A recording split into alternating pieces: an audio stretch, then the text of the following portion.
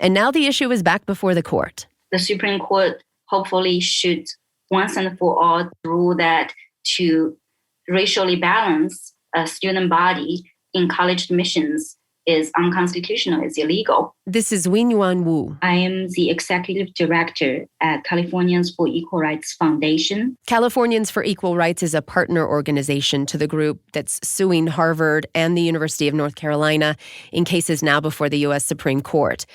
In 2020, Wu's organization successfully convinced the majority of California voters to keep that state's ban on affirmative action in place. That gives me tremendous hope.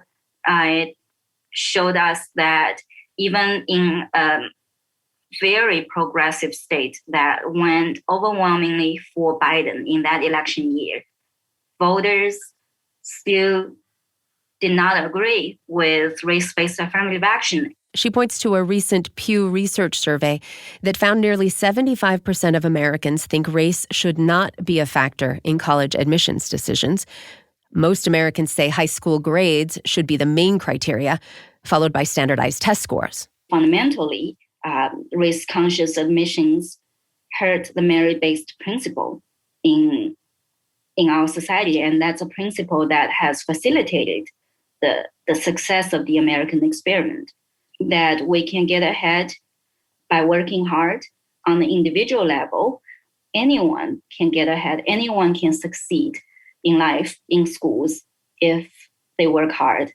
And if the system is such that an Asian American student and a Black student will work just as hard, but the Black student has less support, fewer resources, goes to a less resourced school.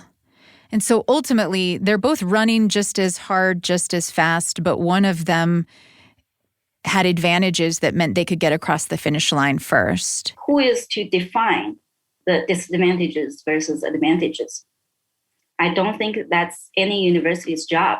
I think real-life disadvantages are very nuanced, are very complex issues that they cut across racial, ethnic, gender, all these lines. So just because a student is Asian or has an Asian surname doesn't mean that he automatically has more institutional support or advantage than an underrepresented minority student. I don't think so. I think the reality is messier. So ideally, admission to elite universities would be based on test scores and GPA? Yes. The bottom line is I think we should evaluate students based upon merit and primarily focus on test scores and GPAs.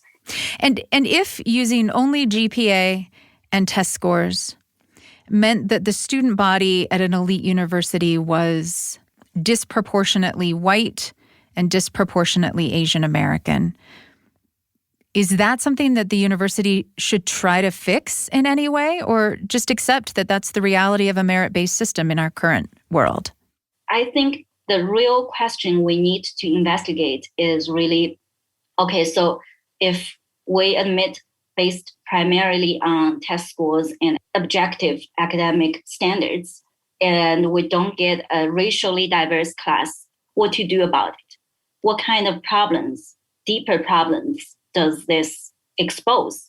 If the problems are at the K-12 level, if there are learning disparities as early as, say, elementary schools, then we need to tackle those problems, right? In K-12, in K-5 even. And if the problems exposed by a not so racially diverse student body can be traced back to other factors in the society at large, say community breakdown, family integrity or lack thereof, and many more factors beyond the control of any university system, then we as a society need to work on fixing those problems instead of artificially engineering the finishing line. Wenyuan Wu is executive director of Californians for Equal Rights Foundation.